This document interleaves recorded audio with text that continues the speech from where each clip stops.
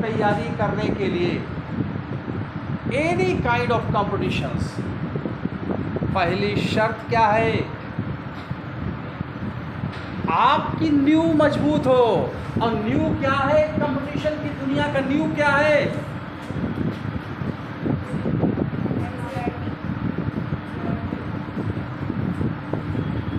किसी भी कंपटीशन की दुनिया की जो नींव है, अब खास करके यूपीएससी, यूपीपीसीएस, ये जितने भी कमीशन का एग्ज़ाम है, उस कंपटीशन की दुनिया का जो फाउंडेशन है वो क्या है? पतली पतली होती है। अच्छा सिखाएगा इसे गोला बना बना कर 7 8 छोटी छोटी। ये बस सोचिए, आपको किसी कंपटीशंस को क्रॉस करने के लिए उसका एक भ्रूण अवस्था होता है, एक गर्भावस्था होता है, एम्ब्रियोनिक पीरियड होता है, गेस्टेशन पीरियड होता है, यानी उससे पहले आप उसको अचीव नहीं कर सकते हो। तो उन बहुत पतली पतली किताब है, जैसे आप बिल्कुल न्यू कमर बिल्कुल हो, आप लोग ग्रेजुएशन अंडर ग्रेजुएट हो, उठा के सीधे 6 7 8 9 एक महीने के अंदर सारे सब्जेक्ट एक उससे निकाल सकता।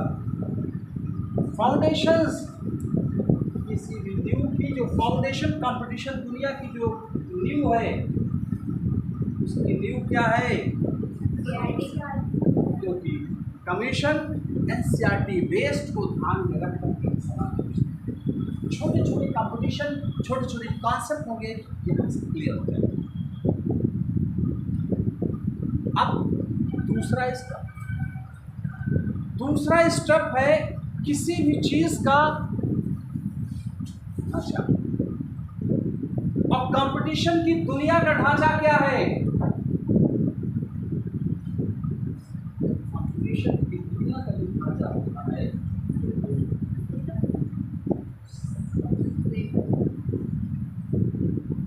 सिलेबस यूपीएससी है, स्टेट कमीशन का है, इकोनॉमिक जैसे इंडियन इकोनॉमिक कमीशंस का है, उसका एक सिलेबस होगा ना। कॉन्सेप्ट आपने एनसीईआरटी छोटी तैयार कर ली। अब आपको जिस चीज़ का कंपटीशन देना है, चाहे आईएएस का चाहे पीसीएस का, हर चीज़ का एक सिलेबस है, क्योंकि विदाउट सिलेबस अगर पढ़ोगे तो किताबें भरी पड़ी हुई है, अथाह समंदर है, उस समंदर में तैरते रहोगे, कहीं आपको किनारा नहीं मिलेगा। तो सबसे पहली बात है, आप जब किसी जगह जाओगे, अगर गाइड वे में जाओगे, किसी रास्ते को अगर पकड़ के जाओगे तो आसानी से पहुंच जाओगे। रास्ता जब नहीं मालूम रहेगा तो भटकोगे, जिग जैग और बहुत समय लगा दोगे, और हो सकता है कि भटक जाओ, गायब हो जाओ। पहली बात तो ये है स्ट्रक्चर्स,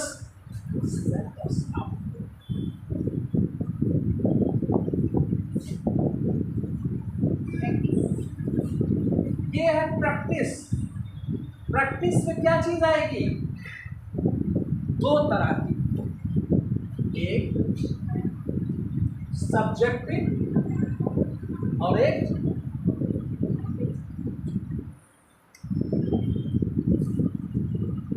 प्रीलिम्स क्वालिफाई करने के लिए। जैसे प्रीलिम्स होगा, पेपर ऑब्जेक्टिव होगा ना, अगर ऑब्जेक्टिव में फेल हो गए तो मेन दे पाओगे? इंटरव्यू दे पाओगे? तो पहली तो शर्त है कि इसकी खुद आप प्रैक्टिस करें। ठीक, अब प्रीलिम्स क्वालिफाई हो गए तो विदाउट आंसर राइटिंग के क्या आप सीधे सिलेक्शन हो पाएगा? जब तक क्वेश्चंस को आंसर नहीं लिखोगे बहुत सारे, तब तक बताइए क्या आप सेलेक्ट हो पाओगे? क्योंकि इस कंपटीशन की जो नेचर है, प्रीलिम्स के बाद मेन होता है। मेन में जो होता है वो सब्जेक्टिव होता है।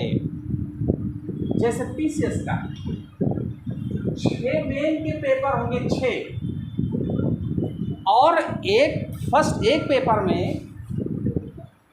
एक जैसे पहला पेपर आएगा 20 सवाल लिखना होता है। कितने घंटे में? 20 सवाल 3 घंटे में, और हर क्वेश्चन में भी छोटे छोटे और भी टुकड़े बने। अब बताइए, घर में अगर प्रैक्टिस नहीं करोगे लिखने का तो वहां जाके डायरेक्ट लिख पाओगे? लिख ही नहीं पाओगे, और उसका बढ़िया आंसर बनाओगे। तो देखिए, अब जब प्रैक्टिस आपकी ऑब्जेक्टिव बड़ी मजबूत हो गई, खूब ऑब्जेक्टिव आपने लगा लिया, और लगाओगे किस शर्त में? जब आपका ये तैयार होगा तभी तो लगा पाओगे, क्योंकि एनसीईआरटी कॉन्सेप्ट क्लियर है, सिलेबस आपने पूरा पढ़ लिया। अब उसी सिलेबस से प्रैक्टिस होगी ऑब्जेक्टिव। आप जब ऑब्जेक्टिव में पास हो जाओगे तो सब्जेक्टिव का प्रैक्टिस पहले होगा। अब सब्जेक्टिव होने के बाद फिर फाइनली आप जो क्या करोगे, सिलेक्शन का प्लान। क्लियर हुई बात? तो पहली शर्त क्या है कंपटीशन शुरू करने का? न्यू मजबूत कर लीजिए। हम ये नहीं कह रहे हैं कि कुछ चीज़ें जो कमज़ोर हो उस पोर्शन को एनसीईआरटी को उठा करके कॉन्सेप्ट क्लियर कर लीजिए। फिर उसके बाद आप चाहे आईएएस की जो तैयारी कर रहे हो, चाहे पीसीएस को, चाहे इंडियन इकोनॉमिक सर्विस को, चाहे इंडियन इंजीनियरिंग सर्विसेज को, चाहे इंडियन फॉरेस्ट सर्विसेज, सबका पहली बार जाके तुरंत मार्केट से सिलेबस खरीद लीजिए। बगैर सिलेबस के आप मत पढ़ो। सिलेबस उठाओ, चाहे पीसीएस का हो तुरंत सिलेबस उठाइए, मेन के हिसाब से पढ़ना शुरू करिए। तो अब देखिए आपका क्या हुआ कि एनसीईआरटी आपने पढ़ा, सिलेबस पढ़ा, प्रैक्टिस किया, फिर आपको फाइनली क्या होगा, सिलेक्शन मिलेगा। किसी कोई दिक्कत? इसको अपना एक खाता बना करके तैयार कर लीजिए। ये चीज़ों को हमको फॉलो करना, ठीक? अब आते हैं, बताएं क्लास किसकी है हमारी? साइंस।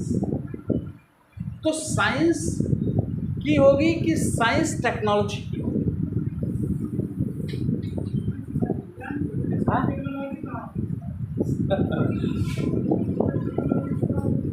हाँ सही है। पहली बात तो हम पहले शुरू करते हैं, बेसिक छोटी छोटी चीज़ शुरू करेंगे, ठीक है? अब हम पढ़ने जा रहे हैं साइंस और जनरल साइंस और प्लस साइंस एंड टेक्नोलॉजी। देखो साइंस और साइंस टेक्नोलॉजी, जनरल साइंस और साइंस टेक्नोलॉजी, ये इतना बड़ा सब्जेक्ट है और इसका वेटेज चाहे आईएएस हो चाहे पीसीएस हो, बगैर इस पर मजबूती से काम किए सिलेक्शन होना बड़ा मुश्किल हो जाता है। जैसे 2025 में आईएएस के पेपर में ये जो क्वेश्चन आया है 15 से 20 सवाल तक, ये पूरा जनरल साइंस और साइंस टेक्नोलॉजी के लिए आया। 100 क्वेश्चन में इतना बड़ा क्वेश्चन, 100 क्वेश्चन आईएएस के आते हैं। 15 से 20 को एनालाइज करके देखा जाए, 14 से 15 तो डायरेक्ट साइंस टेक्नोलॉजी और इसके साइंस से आए हैं, लेकिन साइंस से ही समझे हुए चीज़ कुछ चीज़ें लिखता है, उससे मिला करके इतना बड़ा क्वेश्चन दिया। और आईएएस में अगर आपने 50% भी मजबूती कर लिया है, 50 से 40-45% भी कर लिया है, तो आप बड़े क्वालिफाई हो जाओगे। ठीक, अच्छा देखिए, ये इतना बड़ा चीज़ है, इसको हम दो चीज़ों में तोड़ेंगे। ठीक, एक तो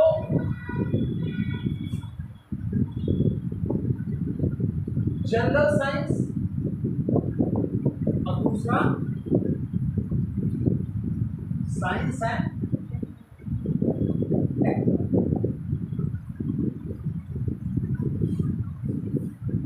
दो चीजें तोड़ लिया,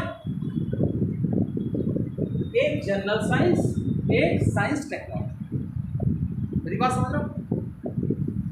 अब सवाल उठता है, अब दिमाग में आपके ये आ रहा है कि किस पर फोकस ज़्यादा किया जाए, किस पर फोकस ज़्यादा किया जाए कि हम सिलेक्शन पा जाए। तो इसमें भी दो काम करना है, दोनों का अपना महत्व तो अलग अलग कंपटीशन के लिए अलग अलग है। जैसे अगर आप डायरेक्टली आईएएस की तैयारी कर रहे हो, यूपीएससी की,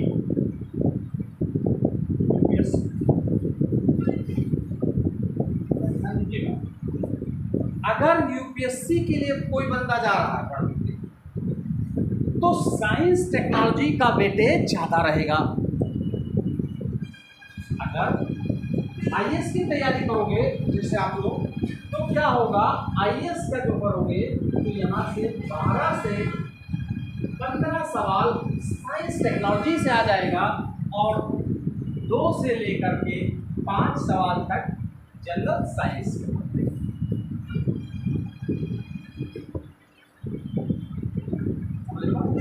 इसीलिए साइंस टेक्नोलॉजी जो है बहुत करंट से जुड़ी चीज़ें हैं। जैसे मैंने बताया स्पेस L1, आदित्य L1 क्या है, ये आदित्य L1 स्पेस टेक्नोलॉजी से रिलेटेड है, यानी साइंस टेक्नोलॉजी से।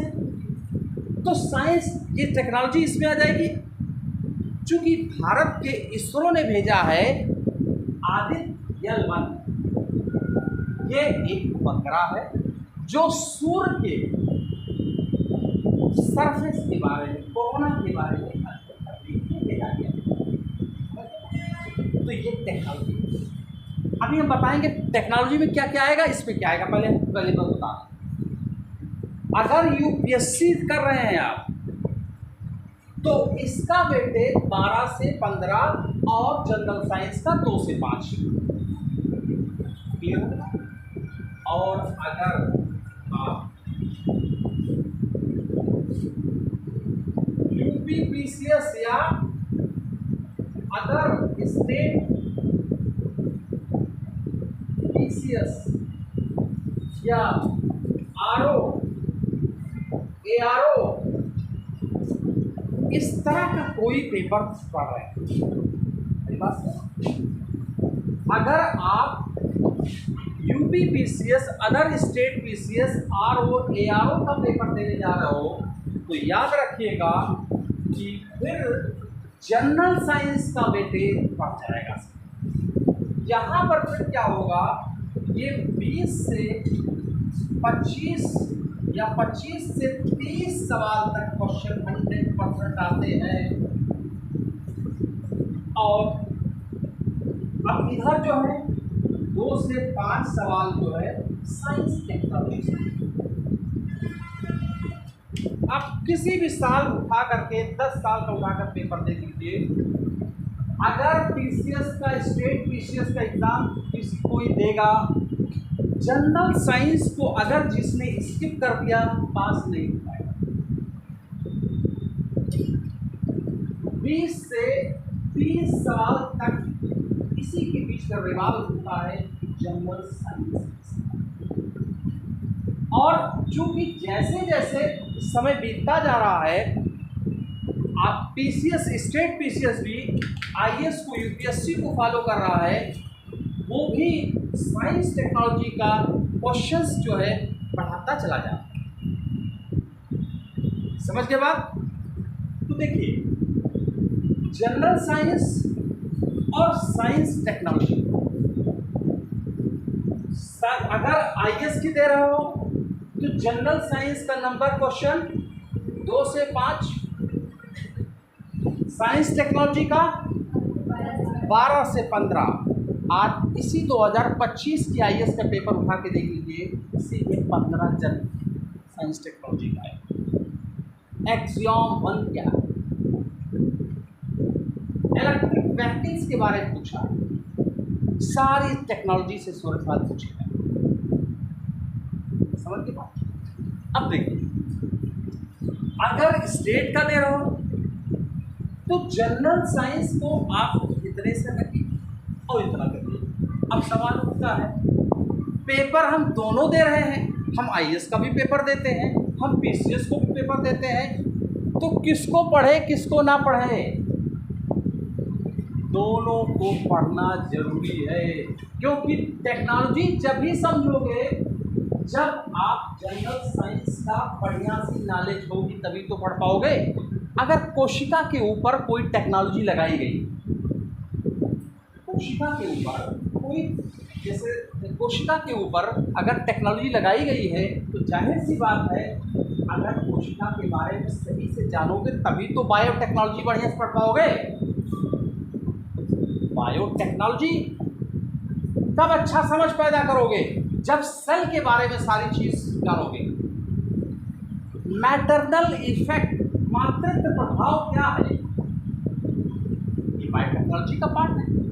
मातृत्व प्रभाव क्या है, मैटरनल इफेक्ट क्या है, आप तभी इस टेक्नोलॉजी को अच्छा समझ सकते हो जब आप किसी सेल के बारे में सारी बात जानोगे तभी तो कर पाओगे।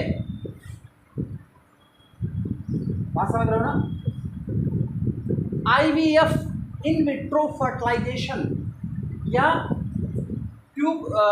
टेस्ट ट्यूब बेबी के बारे में तभी समझ सकते हो जब किसी ह्यूमन की रिप्रोडक्टिव फिजियोलॉजी को अच्छी तरह समझोगे तभी तो कर सकते हो। कि ओवरी कहाँ है, फैलोपियन ट्यूब्स क्या है, जब उसकी पोजीशन को जानोगे, उसकी रियल पोजीशन को जानोगे तभी तो IVF कर पाओगे। सरोगेसी टेक्नोलॉजी है, सरोगेसी टेक्नोलॉजी तभी समझ पाओगे जब फीमेल रिप्रोडक्टिव पार्ट के सारी चीज़ों को समझोगे तभी तो कर पाओगे। जब यूट्रस को समझोगे तभी तो समझ पाओगे, तभी तो बायोटेक्नोलॉजी वहाँ लगा पाओगे। 3 पेरेंट बेबी, यानी एक बेबी 3 पेरेंट जुड़े हुए हैं, ये बायोटेक्नोलॉजी का पार्ट। 3 पेरेंट बेबी, यानी एक बेबी को पैदा करने के लिए 3 पेरेंट्स भाग लेते हैं। आप तभी इस टेक्नोलॉजी को समझ पाओगे जब एक नॉर्मल ह्यूमन के सेल को समझोगे तभी तो कर पाओगे। इसीलिए जो बेसिक नॉलेज है, जो बेसिक कॉन्सेप्ट है, वो आपका क्या है, जनरल साइंस है। स्टैटिक साइंस, स्टैटिक जो है, जो स्थिर है, ये बदलने वाला जो चीज़ है, जो सेल के बारे में बुनियादी बातें जानना जरूरी है, वो स्टैटिक्स है। तो स्टैटिक्स भी जानना जरूरी है।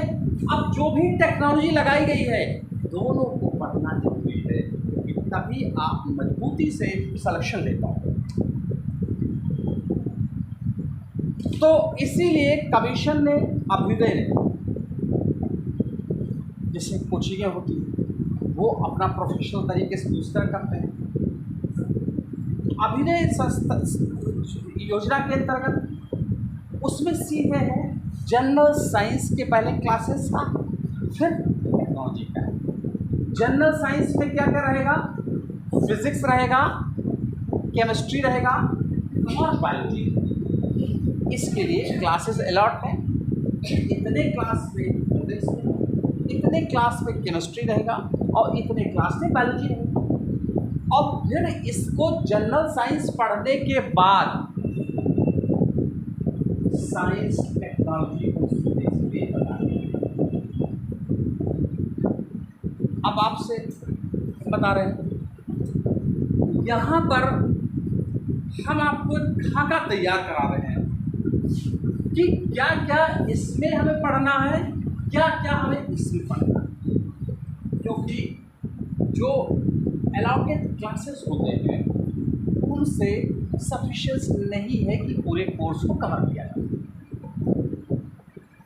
लेकिन जब आपको ये खाका तैयार रहेगा कि हमें क्या क्या पढ़ना है, तो अपने सोर्स भी क्या पढ़ सकते हो, तैयारी कर सकते हो। और बगैर पढ़े हर साल एग्जाम बैठोगे, हर साल अरे थोड़ा सा बच गया यार, ये पढ़ लिए होते।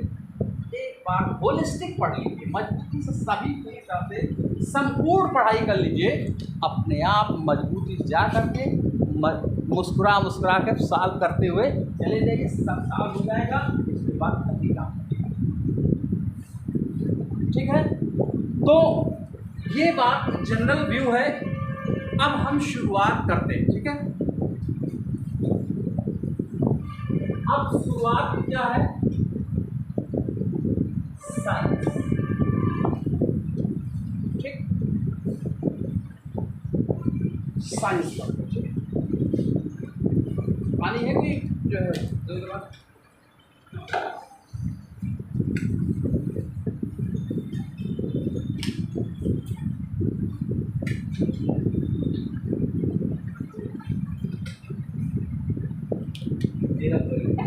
देखो,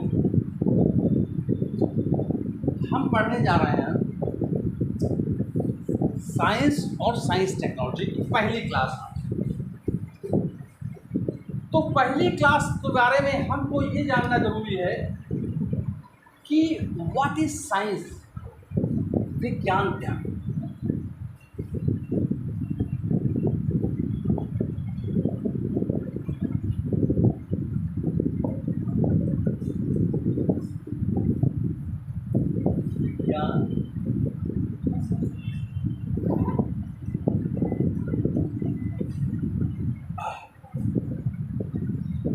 मैंने कहा कि हम एक शुरुआती फाउंडेशन शुरू करेंगे और जो पूरा एक खाका तैयार करेंगे और उस खाके में क्या क्या पढ़ना है आपको, वो सारी चीज़ें हम पूरा क्लियर कर देंगे। उसी को गाइड फॉलो करिएगा, आप पेपर दे के आइएगा, देखिएगा एक सवाल से चाहे यूपीएससी का होगा तो टेक्नोलॉजी वाला जो क्वेश्चन बताएंगे उसी टेक्नोलॉजी को आप पढ़िएगा, देखिएगा उस टेक्नोलॉजी से रिलेटेड सारे अगर आंसर क्लियर है तो अच्छे से आप सॉल्व करेंगे। तो बताइए विज्ञान क्या है?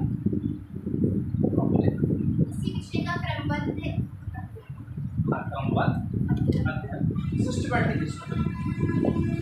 देखिए सही कहा, एक डिफिनेशन है क्रमबद्ध और सुव्यवस्थित ज्ञान को ही विज्ञान कहते हैं। क्रमबद्ध तरतीब से, जैसे ये है यहाँ से कोई चीज़ पढ़ा तो धीरे धीरे धीरे धीरे इस तरह। जैसे आप यूपीएससी की तैयारी करोगे तो जब तक ये एनसीईआरटी पहले छोटी छोटी चीज़ें कॉन्सेप्ट क्लियर हुआ, फिर बड़ी चीज़ें करोगे, फिर उसके बाद बड़े करोगे, तो एक क्रमबद्ध हुआ। तो जीवन में कोई भी चीज़ जो काम करता है आदमी, वो साइंटिफिक तरीके ही से अपना करता है। तो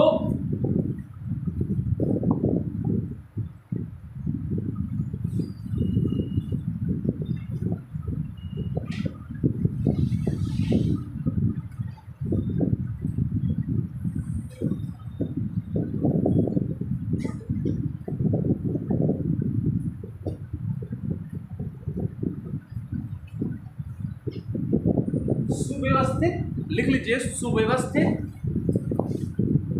सुव्यवस्थित और क्रमबद्ध ज्ञान को, सुव्यवस्थित क्रमबद्ध ज्ञान को सुव्यवस्थित क्रमबद्ध ज्ञान को विज्ञान कहते हैं। क्या क्या इस्तेमाल किया? सुव्यवस्थित, क्रमबद्ध, किसको? ज्ञान को विज्ञान कहते हैं। अब सवाल उठता है विज्ञान और ज्ञान ही की तो बात हो रही है ना, दो चीज की बात हुई इस समय। सुव्यवस्थित क्रमबद्ध ज्ञान को विज्ञान कहते हैं। तो अब सवाल उठता है, विज्ञान और ज्ञान में क्या फर्क है?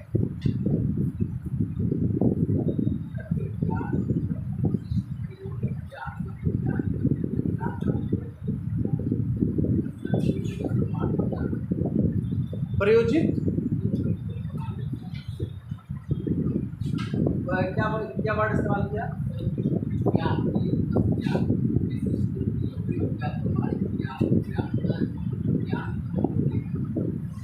जैसे ये भी इसका विज्ञान, ये भी ज्ञान, ये तो हुआ, तो ये भी तो हुआ है। क्या इस मोबाइल में टेक्नोलॉजी नहीं लगाई गई है?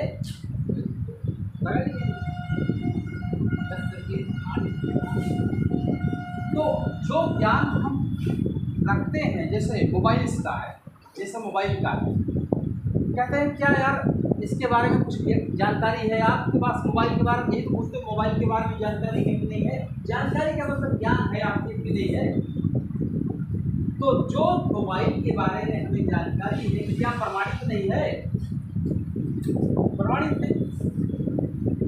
जैसे अभी मोबाइल कोई सॉफ्टवेयर है, हम नहीं चला पा रहे हैं, तो कहते भैया देखो ये क्या ना, आपको इसको बारे में नॉलेज है, ज्ञान है, तो यही तो कहोगे। तो इसका मतलब है जो नॉलेज के बारे में हम पूछ रहे हैं, क्या वो प्रमाणित नहीं है? वो भी है। देखिए मैंने कहा विज्ञान और ज्ञान,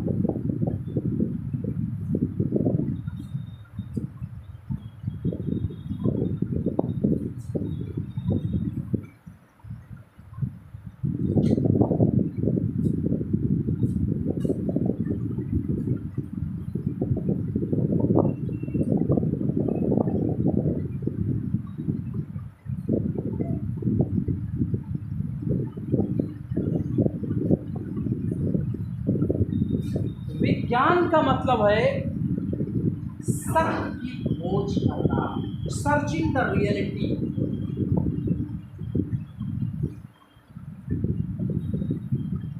जैसे ये ट्यूबलाइट है, जल रहा है, इसमें क्या क्या लगा? इलेक्ट्रॉन्स का मूवमेंट लगा। इस ट्यूब के लाइट में कुछ चीज़ें भरी गई, तो उसके बाद यहाँ से बटन दबा।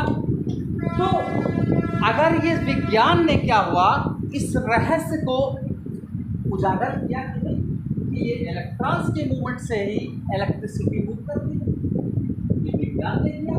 तो ये पहले से मौजूद है चीज़ें, सदियों से, करोड़ों साल से क्या इलेक्ट्रॉन प्रोटॉन मौजूद है कि नहीं मौजूद है? लेकिन इसकी खोज किसने की? सर्चिंग द रियलिटी, सत्य की खोज करना। ठीक है।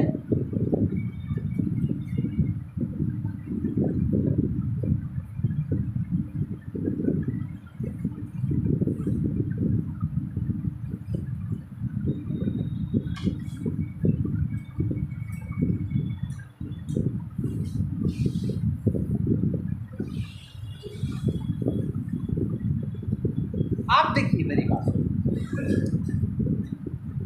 कोई किताब, इस कमरे में कोई किताब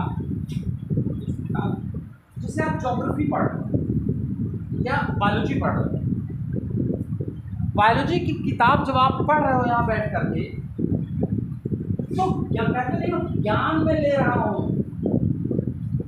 तो ये थोड़ी कहते हो कि मैं रिसर्च वैज्ञानिक बन रहा हूँ। कहते हो वैज्ञानिक नहीं बन रहे हैं, हम यूपीएससी की तैयारी कर रहे हैं, हमें साइंटिस्ट नहीं बनना है, हमें यही तो कहते हो। और जब बड़ी मोटी मोटी किताबें पढ़ करके एक्सपेरिमेंट करना शुरू कर देता है, तब लोग कहते हैं भैया तुम तैयारी सिविल की कर रहे हो कि तुम साइंटिस्ट बन रहे हो। कि जो किताबों में लिखी हुई चीज़ है वो पहले से उस पर काम किया जा चुका है, और जो किया गया है वो लिखी हुई है चीज़, उसको केवल हम पढ़ करके हम ज्ञान हासिल करते हैं। सत्य का अनुभव कर रहे हैं।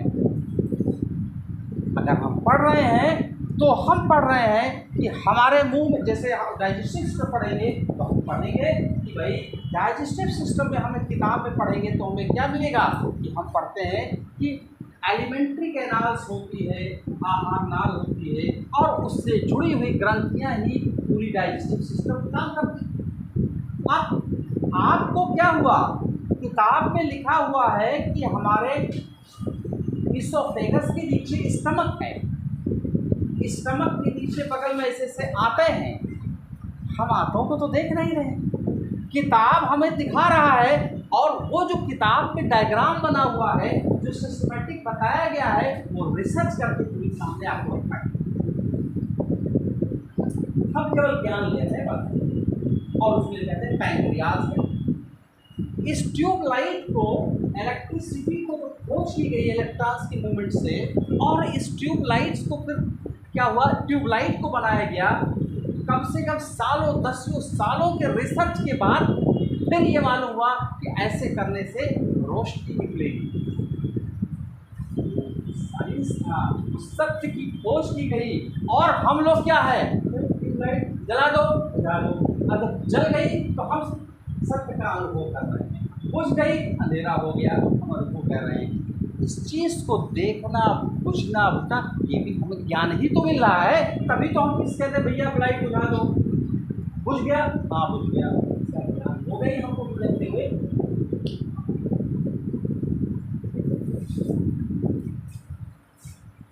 Systematic specific study is known as science. विज्ञान और ज्ञान में एक मालूम हुआ। अब लिख लीजिए, यहाँ तक किसी कोई दिक्कत, आगे बढ़े। अभी हम इंट्रोडक्टरी बातें सिर्फ कर रहे हैं, अभी हम धीरे धीरे सीधे जड़ से ऊपर तक पहुँचेगा और पूरी तरह क्लास करेंगे। ये बात दूसरी है कि पिछली बार कितने क्लास लिए थे, पिछली बार ज़्यादा क्लास नहीं ले पाए थे ना, जो है। हाँ चलिए नहीं आ पाए, थोड़ा सा उसके लिए तो चलिए, जितने लोग पुराने हैं उनके लिए बोलते हैं। अब देखिए, साइंस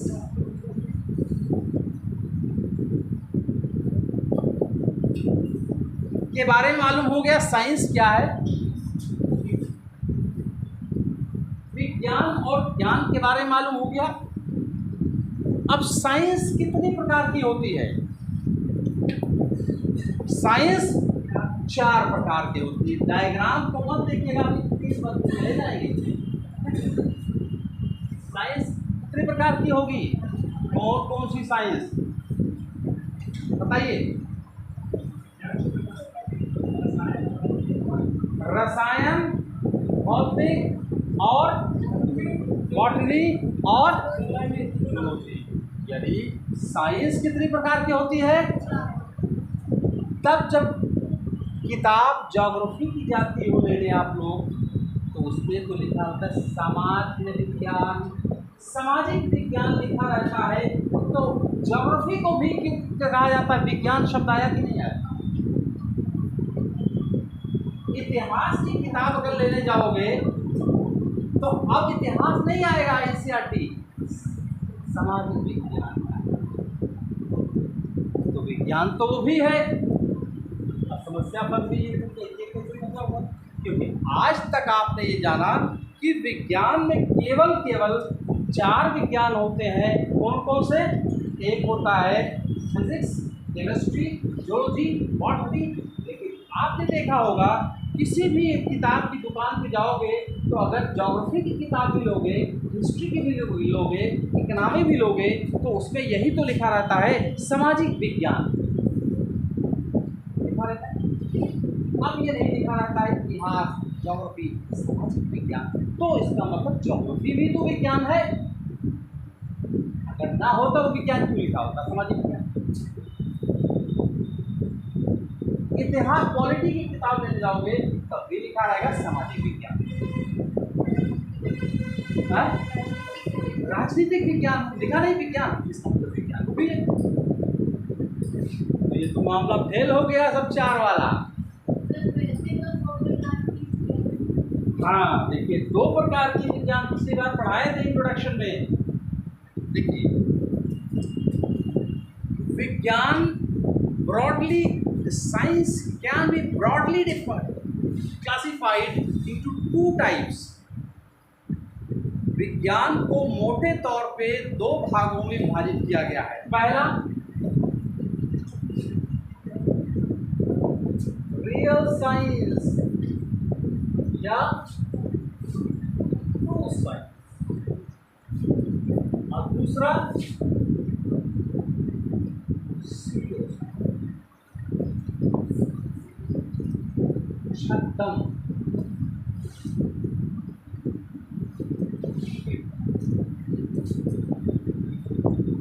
मामला पलट गया पूरा, ज्योग्राफी कैसे आएगा।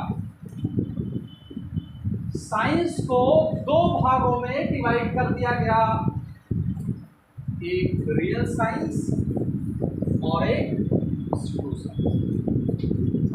अब रियल साइंस और सीडो साइंस में क्या डिफरेंस है बताइए,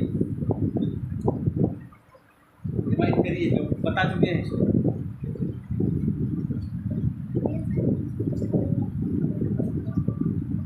बस बहुत हो रही ना।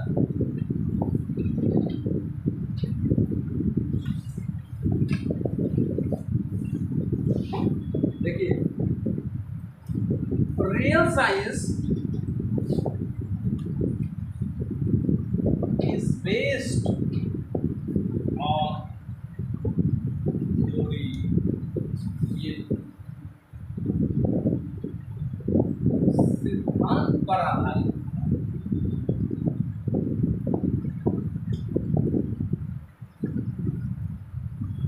और सीडो साइंस जो होगा, सीडो का मतलब छद्म, झूठा। सीडो साइंस जो होगा,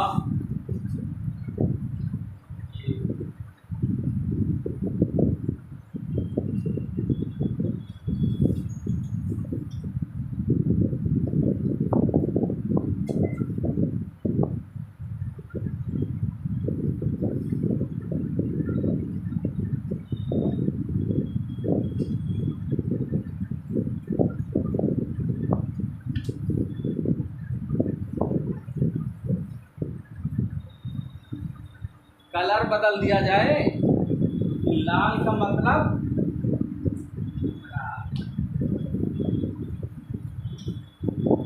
कि सही है,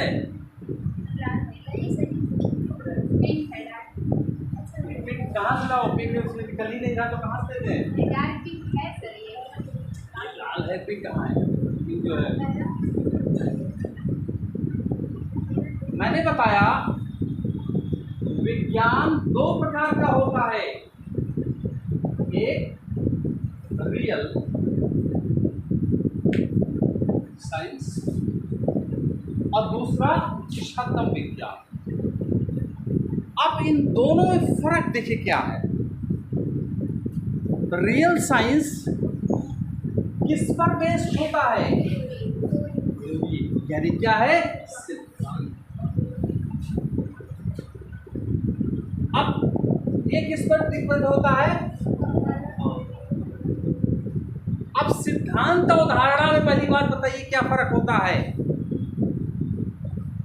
सिद्धांत और धारणा में क्या फर्क होता है। धारणा, सिद्धांत जो होता है वो समय, व्यक्ति और प्लेस के अकॉर्डिंग नहीं बदलता है, तो एकदम वो होता है। लिख लीजिए, ये समय, स्थान और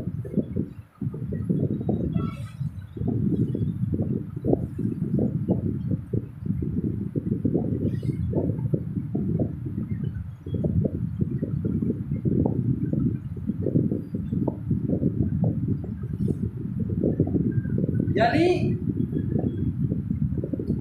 जो सिद्धांत होता है वो समय, स्थान व्यक्ति के हिसाब से नहीं बदलेगा, जो है वो है। जैसे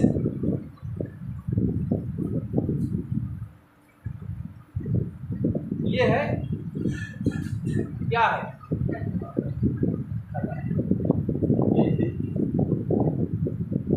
ऊपर फेंका, नीचे आई, किस सिद्धांत पर?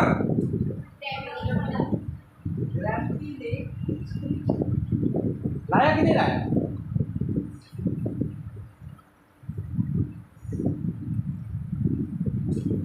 अशोक ने, यानी 5000 साल पहले किसी व्यक्ति ने फेंका होगा, कलम फेंकी होगी या पत्थर फेंका होगा, तो पत्थर कहाँ गिरा था?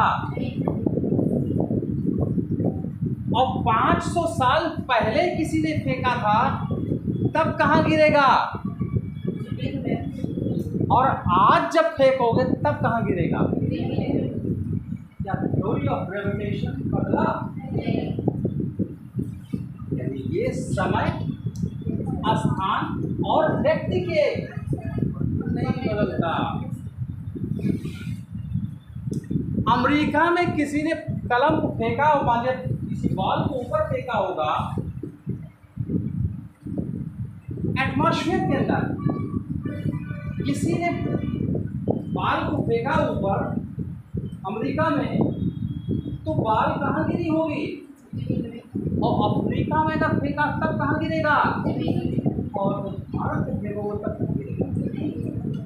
क्या स्थान के अकॉर्डिंग ग्रेविटेशन का सिद्धांत बदला? अशोक ने कभी फेंका होगा गेंद, तब कहाँ गिरा था? और अकबर ने जब फेंका था तब कहाँ गिरा था? और आज प्रधानमंत्री नरेंद्र मोदी जी अगर फेंकेंगे तो कहाँ गिरेगा? क्या व्यक्ति के अकॉर्डिंग एक थ्योरी ऑफ ग्रेविटेशन बदला? नहीं बदला। तो ऐसा विज्ञान जो किस पर बेस्ड हो? थ्योरी पर, और जो थ्योरी होती है अनचेंज रियलिटी होती है। अगर थ्योरी बदलेगी तो ऑटोमेटिकली सब जगह बदल जाएगी। कहते नहीं, उन्होंने उस सिद्धांत को तोड़ दिया तो सब जगह लागू हो जाएगी।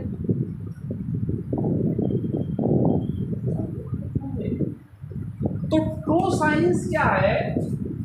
ये थ्योरी पर आधारित होती है और थ्योरी कभी बदलेगी। ये पैराडिग्म अवधारणा, अवधारणाएं समय, जगह, व्यक्ति के अकॉर्डिंग बदलती रहती है। इनके हिसाब से ये बहुत अच्छे हैं, इनके हिसाब से बहुत खराब।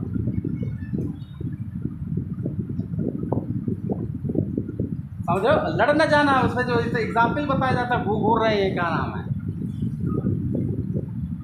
लड़ना नहीं किसी जो है। हर व्यक्ति, एक कोई भी व्यक्ति, क्या वो व्यक्ति सबके लिए एक तरह से सब व्यक्ति एक तरह से देख रहा है उसको? हर व्यक्ति की नज़र किसी व्यक्ति की अलग है। हमारी अवधारणा है।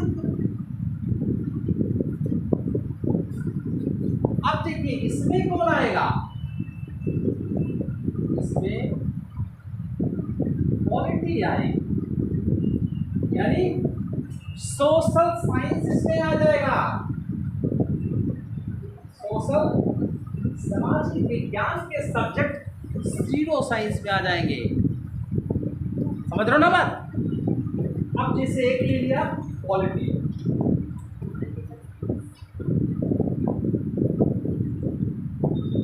इकोनॉमी, सोशियोलॉजी,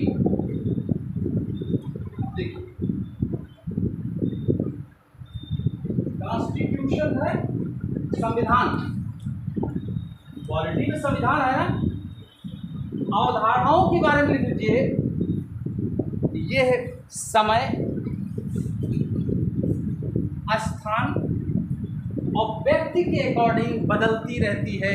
लिख लीजिए इस बात को, इसमें लिख लीजिए, अवधारणा के बारे में लिख लीजिए, सीडो साइंस में लिख लीजिए, ये है समय, स्थान और व्यक्ति के आधार पर बदलती रहती, बदलेगी ना। हम देखो इसको ऊपर कैसे जाएगा, ये वाला और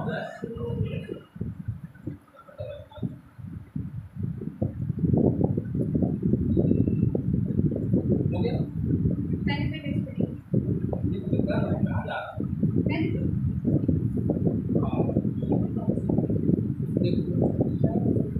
लीजिए बात लिख ली। सीडो साइंस में वो सब्जेक्ट आते हैं जो समय, स्थान और व्यक्ति के आधार पर बदलता रहता है।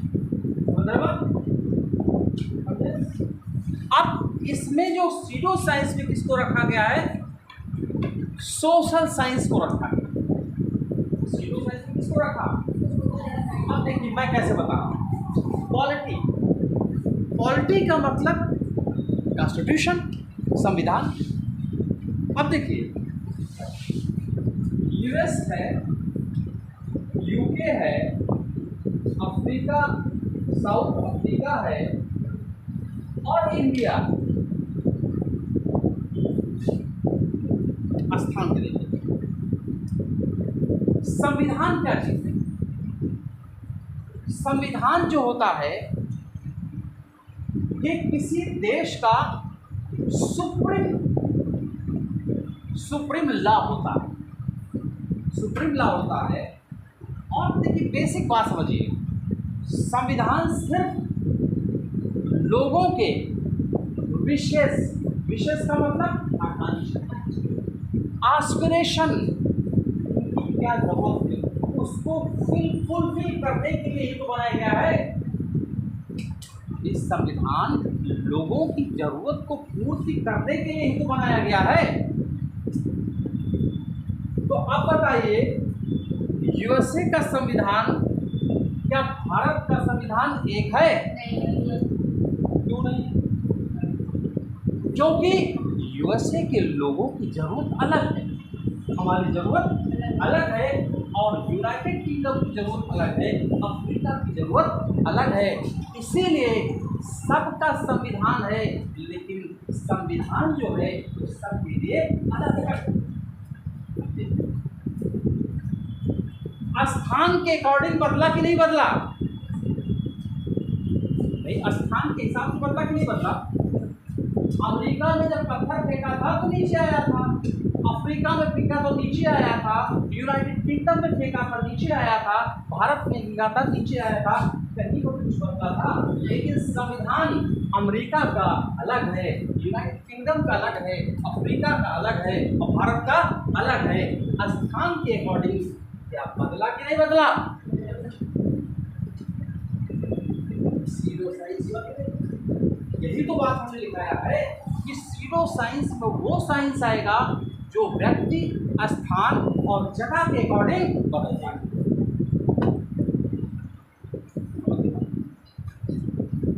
स्थान के हिसाब से बदला कि नहीं बदला? किसको नहीं समझ में आया?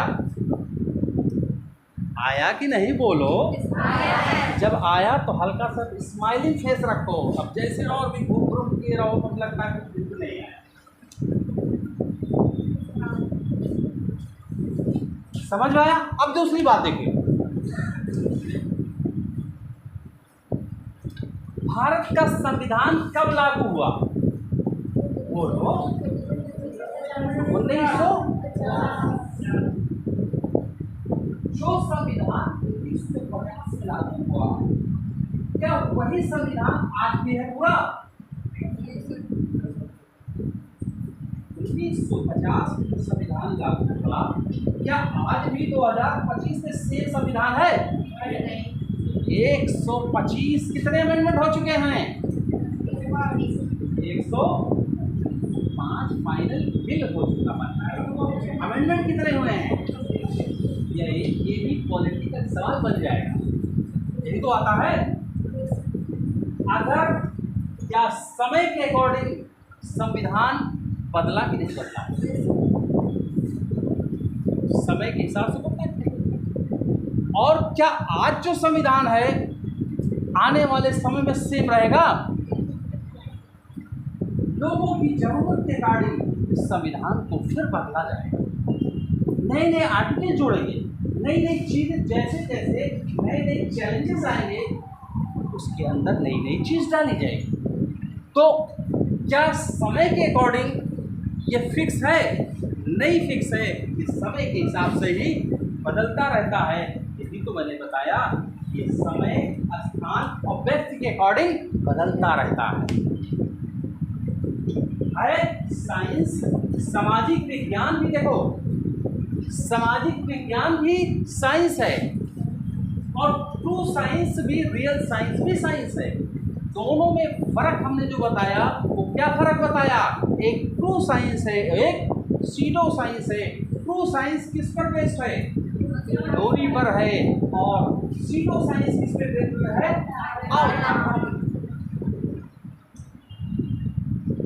जगह के अकॉर्डिंग देखिए बदला। से संविधान की बात उठाया, सब बदले कि नहीं बदले, और समय के अकॉर्डिंग बदला, बदला कि नहीं बदला। अच्छा,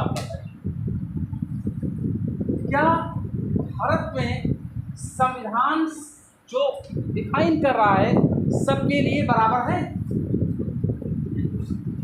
क्या एक तरह की पॉलिसी पूरी कंट्री में है ना भाई। हमारी कंट्री में संविधान किस लिए होता, संविधान किस लिए होता, संविधान लोगों की जरूरत को फुलफिल करने के लिए। क्या हमारा समाज एक तरह से बराबर सब है, नहीं। तो जब बराबर नहीं है तो अलग अलग पॉलिसी भी सबके लिए थोड़ी बड़े बराबर लाने के लिए पॉलिसी थोड़ी बदलेगी नहीं। तो आपने देखा हमारे यहाँ SC है, ST है, OBC है, जनरल है, माइनॉरिटीज है, ट्राइबल्स है और हैंडीकैप्ड है, सबका अलग अलग प्रोविजन है कि नहीं है। तो व्यक्ति के अकॉर्डिंग भी सीडो साइंस बदल रहा है कि नहीं बदल रहा है, समझे कि नहीं समझे, नहीं समझे बात। इसीलिए अरे गर्मी बहुत है यार, वही हम सोचते हैं हमारे ही लेक्चर में पूरी आग बरसने लगती है यार, ये तो दिक्कत होती है। कल बढ़िया ठंडा था मौसम। अर्थव्यवस्था, अर्थव्यवस्था का एक कॉन्सेप्ट है LPG। LPG क्या है, गैस सिलेंडर है, क्या है ये इकोनॉमिक कॉन्सेप्ट है। Liberalisation, privatisation and globalisation. LPG gas cylinder ना समझ लीजिएगा जो है, LPG liberalisation, privatisation and globalisation. क्या ये पूरी दुनिया अर्थव्यवस्था के रिस्पेक्ट में क्या एक समान है? क्या जितना अमेरिका धनी है उतना ही कांगो है, उतना ही सूडान है, उतना इथियोपिया है, उतना इरिट्रिया है, सब देश की अर्थव्यवस्था है। अब देखिए, जो देश हाईली डेवलप्ड है उनके लिए एलपीजी बहुत बढ़िया है, जितने करीब है उसके लिए उतनी अच्छी नहीं है। हर जगह समय के अकॉर्डिंग एलपीजी को बदला जाएगा, व्यक्ति के अकॉर्डिंग एलपीजी अलग है, क्या नाम है तो भाई अलग अलग है कि नहीं है। तो सोशियोलॉजी का कोई कॉन्सेप्ट उठा, जैसे सती प्रथा ले या कोई भी प्रथा ले, जो प्रथा समाज में है किसी के लिए अच्छा होगा, किसी लिए कहना बहुत खराब है ना। जैसे बहुत सारे रोड पर या कोई बहुत सारी जगहों पे हमने देखा कुछ चीज़ें लोग करते हैं, तो हम लोग कहते हैं अरे यार क्या कर रहे हैं, लेकिन उससे पूछिए उसके लिए बहुत अच्छी चीज़ है। इसी तरह से आपने देखिए रोजमर्रा की लाइफ में ड्रेसिंग कोड ले लीजिए, जैसे अपना ट्रेडिशनल यूपी जैसे ले लीजिए यहाँ पे, तो ज़्यादातर हम लोग एक डिसेंट ड्रेस पहनते हैं, महिलाएं अपने शरीर को पूरा ढक करके आती हैं, डिसेंट ड्रेस जिसे बोलते हैं। यूरोप में, दिल्ली में, नोएडा में, गोवा में क्या सेम ड्रेस कल्चर है? अच्छा, कुछ लोग वो उसको अच्छा लग रहा है, हमारी आवाज़ी तो है, हम कह रहे हैं ये बेकार है, वो कह रहे हैं ठीक बढ़िया। आज जो ड्रेस हमें ये अच्छा लग रहा है वही जरूरी नहीं है कि आने वाले समय में भी लोग यही अच्छा पसंद करें। तो समय, स्थान और व्यक्ति के लिए ये सब अवधारणाएं हमारी अलग अलग होती हैं। अगर मान ले यहाँ सब बैठे हैं, कोई पर्टिकुलर व्यक्ति है ड्रेस पहने हुए है जो थोड़ा अट्रैक्टिव है, तो लग रहा है बढ़िया आ गया, बड़े मुस्कुरा के सब देख रहे हैं, हम किसी जेंडर का नाम नहीं, कोई भी तो मुस्कुरा के। लेकिन जब अपने परिवार के मेंबर आ जाता है तो साफ सुथरे जाता है, तो हमारी सेम निगाह अलग अलग व्यक्तियों के लिए अलग अलग हुई कि नहीं, अवधारणाएं अलग हुई कि नहीं हुई, हुई कि नहीं हुई। तो जैसे छोटा सा एग्जाम्पल और एक उसमें लेते हैं, बिल्कुल नॉर्मल में, जैसे कोई महिला है, कोई बॉयज है, वो चाहता है कि उसके साथ कोई भी गर्लफ्रेंड्स हो, लेकिन वही वो आदमी वो नहीं चाहता कि मेरी बहन का भी बॉयफ्रेंड हो, चाहेगा। वही इसी सेम समान महिला का केस भी हो सकता है भाई। तो सेम व्यक्ति की अवधारणा अलग अलग हुई है। आज हम जिस चीज को गलत समझ रहे हैं, आने वाले समय में हो सकता है हम उसको नॉर्मल समझें, कोई दिक्कत नहीं। यूरोप भी बहुत ही भाई इसी दौर से तो निकला है यूरोप, आज वो उनके लिए क्या बची है, 200-400 साल के बाद भारत सब में कोई दिक्कत नहीं। ये सब किसमें पढ़ाया जाएगा? सोशियोलॉजी, और सोशियोलॉजी किसका पार्ट है? सीडो साइंस का है ये भी साइंस।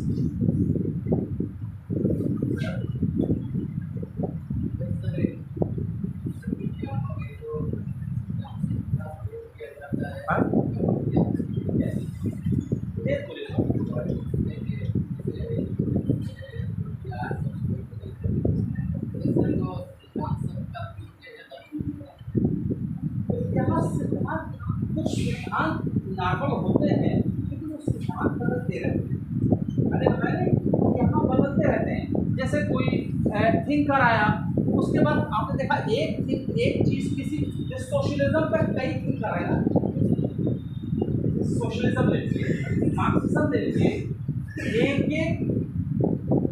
वाद पर, एक थ्योरी पर बहुत सारे थिंकर हैं कि नहीं है? वो कहते नहीं कि ऐसा है, वो कहते नहीं ऐसा है। पढ़ना हमें सबको पढ़ना है सोशोलॉजी को,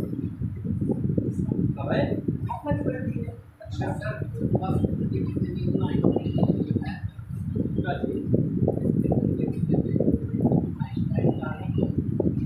क्या कहा, ग्रेविटेशंस जो आइंस्टीन साहब छोड़ दिए, ग्रेविटेशन न्यूटन साहब ने कहा। अब मान लें कल कोई चैलेंज करे कि ग्रेविटेशन की थ्योरी गड़बड़ है, तो वो खुद थ्योरी देगा और पूरी दुनिया उसको एक्सेप्ट करेगी। तब जो एक्सेप्ट करेगी तो वो थ्योरी यूनिवर्सल एक्सेप्ट होगी, और जब वो थ्योरी एक्सेप्ट होगा तो पूरे ग्लोब के लिए हो जाएगा। इसलिए थ्योरी जो है जब काटी जाती है, तोड़ी जाती है, तो वो थ्योरी तोड़कर दूसरी एप्लीकेबल पूरे वर्ल्ड के लिए हो जाएगा। अच्छा आप देखिए,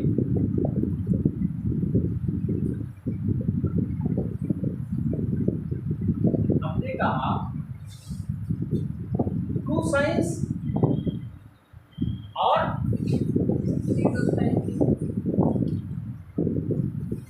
ट्रू साइंस के बारे में सब जान गए। अभी कहाँ जाने, ट्रू कहाँ बताया हमने, इससे बताया कि ये थ्योरी पे बेस्ड होता है और ये पैरा एक्सपेरिमेंट, इसके बारे में सारा समझ गए ना। व्यक्ति समय स्थान के अकॉर्डिंग बदलता है। अब रियल साइंस या ट्रू साइंस के बारे में बात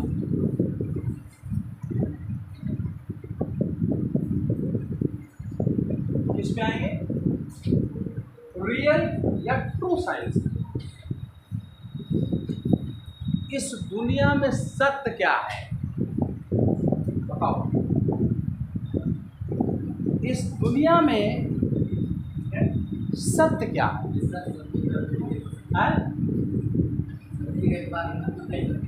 बताओ। इस दुनिया में दो ही चीज सत्य है, एक जीवित और एक अजीवित। सब जीवित अजीवित, इस दुनिया में दो ही चीज तो सत्य है, दो ही चीजों को सत्य प्रूफ दिख रही है। हर तरफ जहां भी आप निगाह डालोगे, इस जगह इस पृथ्वी के ऊपर जहां भी निगाह डालोगे, दो चीज मिलेगी आपको, एक ट्रूथ और एक लिविंग और एक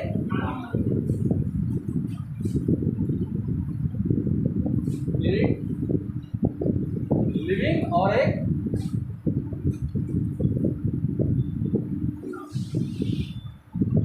यही तो सत्य है।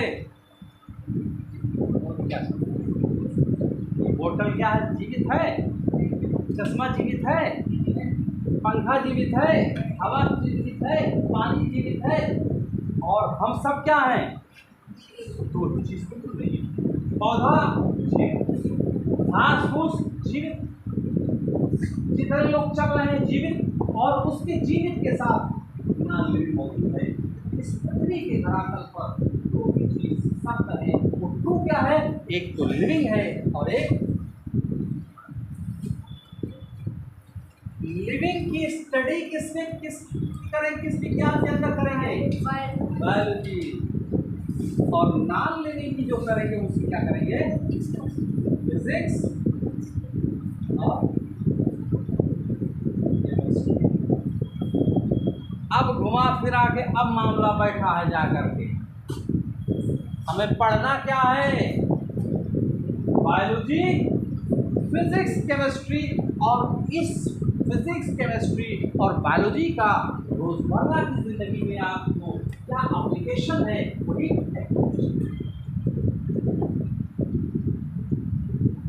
दुनिया में कोई चीज तो सही दिख रही है, एक और एक लिविंग में क्या पढ़ेंगे और इसमें क्या पढ़ेंगे। इसीलिए ट्रू साइंस है, क्योंकि ट्रू साइंस किस पर बेस्ड है, ये थ्योरी पर बेस्ड है, ये रिसर्च लेबोरेटरी करके प्रूव किया गया है। वो भी साइंस जीरो साइंस भी है। तो साइंस में तो कोई भी चीज आप पढ़ोगे सब साइंस।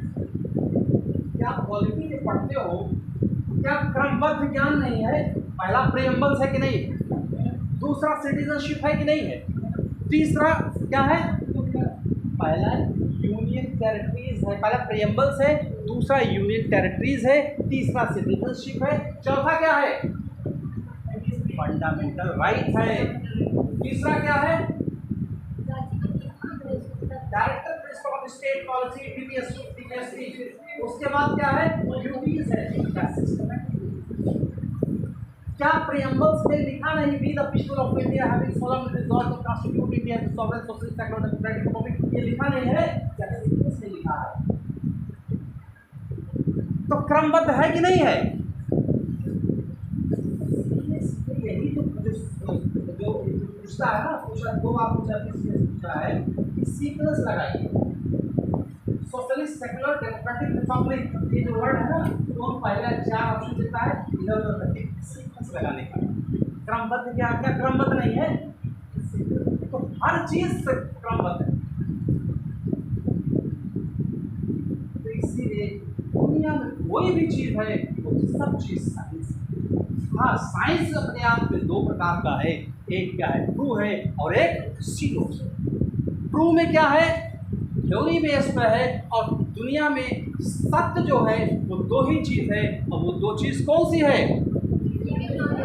Living, non living. और लिविंग की स्टडी हम किस में करेंगे, बायोलॉजी में करेंगे, और इसमें नॉन लिविंग की किस में करेंगे, physics chemistry.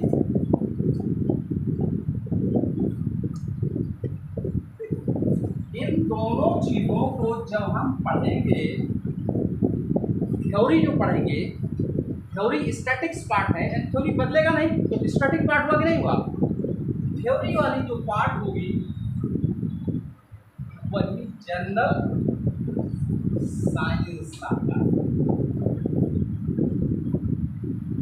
Biology, physics, chemistry जो पढ़ेंगे यही सामान्य विज्ञान है, जो पीसीएस में मैंने बताया 20 से 30 सवाल आता है, और आईएएस में 3 से 4 सवाल आए।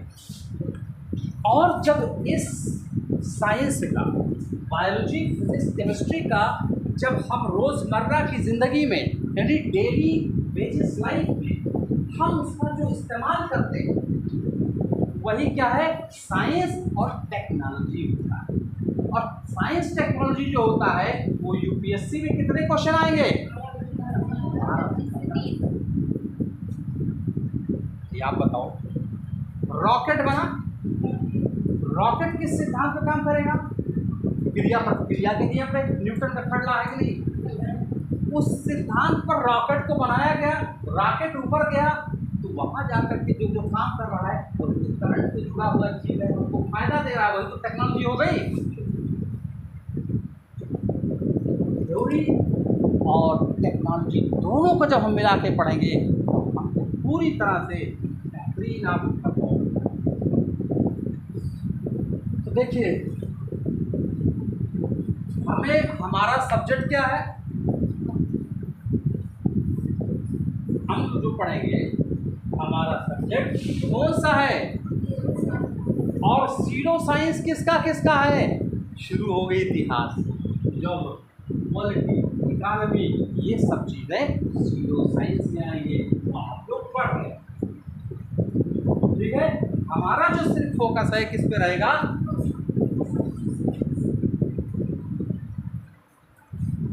कुछ समझ में आया कि वैसे ही सब समझ रहे हैं, तो वैसे ही हम चिल्ला रहे हैं, क्या नाम है, आया। चलिए पानी पी ले। अब देखिए,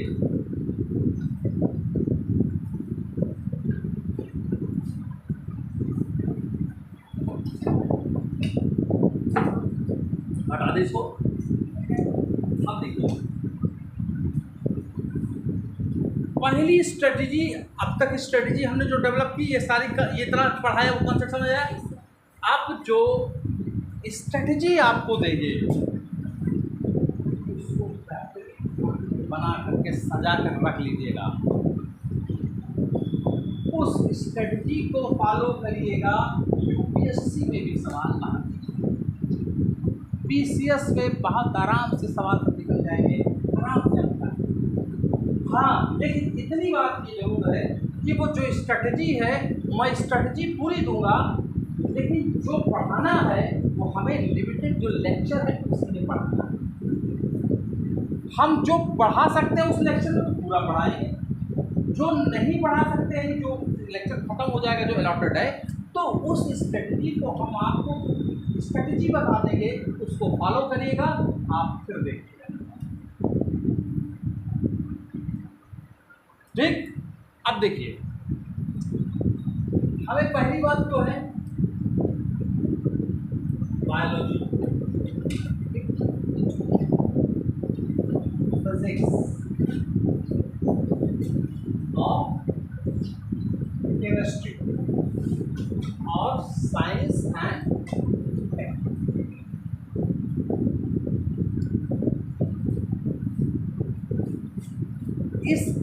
इसमें हर साइंस अपने आप में एक समंदर है। कोई भी, चाहे बायोलॉजी का कोई भी टॉपिक, पूरे 50 साइंटिस्ट पीएचडी कर डालते हैं। तो ये सब्जेक्ट आपको सब नहीं पढ़ना है। बायोलॉजी में क्या पढ़ना है जो आपके कंपटीशन से रेलिवेंट है। हमारी पहली प्रायोरिटीज क्या है? हमें बायोलॉजी में वो पढ़ना है जो हमें कंपटीशन से पूछेगा। यही समस्या होती है, क्या पढ़ना है क्या छोड़ना। ये वही बता पाएगा जो खुद उसके अंदर कूदा हो, और जो कूदा हो और उसने देखा हो 10-20 साल का पेपर उसने उठाकर एनालिसिस किया होगा कि कहाँ से पेपर आते हैं किस सब्जेक्ट से। वो सारी रणनीति मैं बना दूंगा, उसी से सवाल लिखो, बाहर नहीं जाएगा, आप जाएगा वहाँ।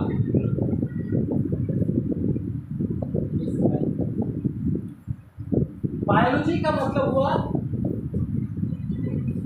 लाइफ, और लोगोस का मतलब जीवन की स्टडी ना, लाइफ की स्टडी। इसमें 2 पार्ट, एक जूलॉजी और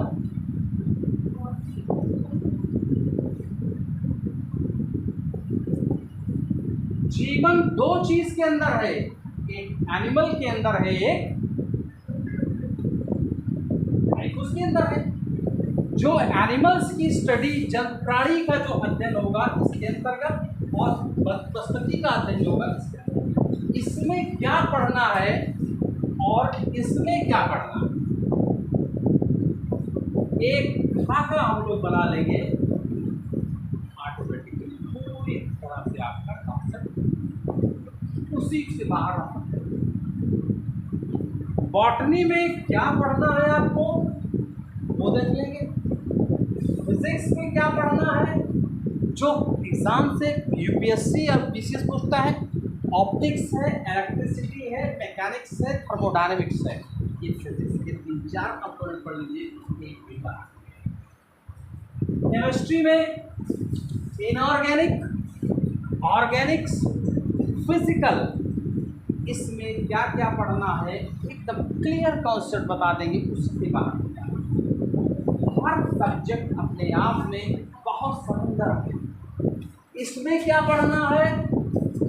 biotechnology, space technology, defence technology, nano technology, computer information science, electric vehicles, जितने भी इस टेक्नोलॉजी में ज़रूरत है आपको, हम 10-12 टेक्नोलॉजी आपको बता देंगे, 10-12 टेक्नोलॉजी लिखा देंगे। इसी टेक्नोलॉजी को आप information communication technology, mobile system क्या है, इंटरनेट क्या है, इस सारी सिस्टम चीज़ को हम एक बेहतरीन खाका तैयार बना देंगे इस टेक्नोलॉजी को। इस टेक्नोलॉजी में आईएएस का बंदा जो पेपर देने जाएगा तो 40 सवाल कर लीजिए, आईएएस क्वालिफाई और ये पूरा ऐसे। अब देखिए मेरी बात, घर उसको जोड़िए। हाँ, कैसे मत करें, मत करो। अच्छा, कहाँ जाए?